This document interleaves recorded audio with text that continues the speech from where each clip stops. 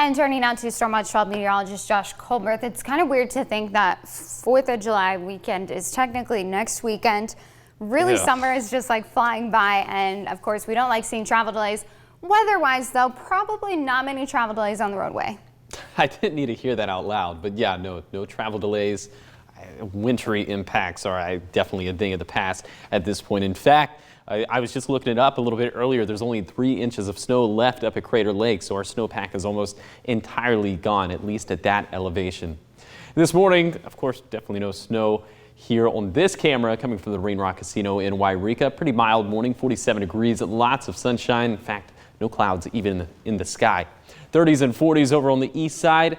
Near 50 degrees for west side valleys, and we are still up to 70 degrees this morning along the coast, and that is because of the Chetco effect, those offshore winds that continue to keep us much warmer locally in Brookings. We're going to be pretty warm inland as well. Here's your pool forecast for the west side valleys for today. There's going to be a lot of sunshine up in the sky today. Not a whole lot of clouds, so just keep that in mind because the UV index is a 9, so be sure that you are putting on sunscreen. And if you're coming in and out of the water, be sure, of course, first that the sunscreen is drying. Also be sure that you are reapplying it. So for today, we're going to be near 80 degrees over on the east side, near 90 degrees for the west side valleys.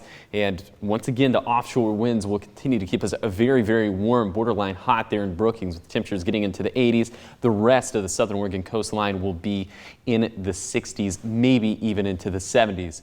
We're going to be about 10 degrees warmer than yesterday. Definitely more sunshine than what we saw for yesterday. In fact, I'm classifying this day as a severe clear kind of day because we are just not really going to have any clouds at all. Then overnight, that will continue. Clouds are going to be few and far between.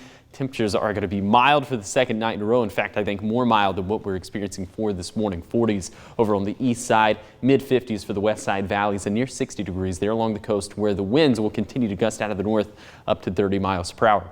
Here's your yard work forecast over the next few days for Siskiyou County, and it's pretty much just a copy and paste kind of weather pattern that we're in. We're going to be hot each day, and we are going to be sunny each day. That's just the nature of the pattern that we're in right now. And here is the worst aspect of that pattern.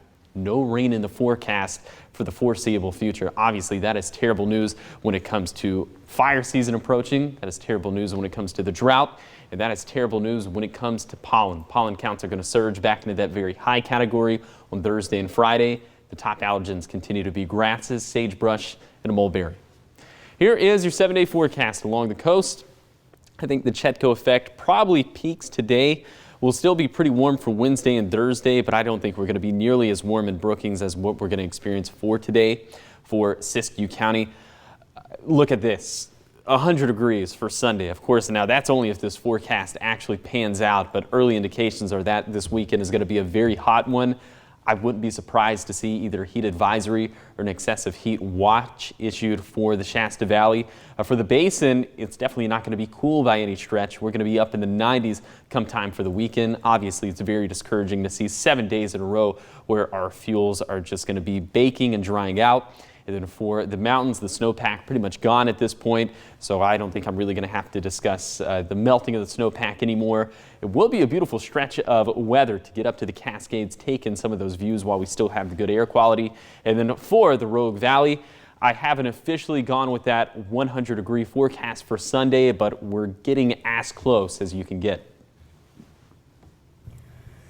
And this is really kind of a good week for people to keep in mind all of the things that this kind of heat brings. It's going to get a lot hotter in your car a lot faster. Even the pavement is going to get hot if you're taking little kids to the pool, their bare feet, or puppies outside. So I think that it's just something that needs to be reiterated because we haven't seen heat like this quite yet this year. No. And that's why summer is so interesting in Southern Oregon and Northern California. It's always very multifaceted. You can get the extreme heat.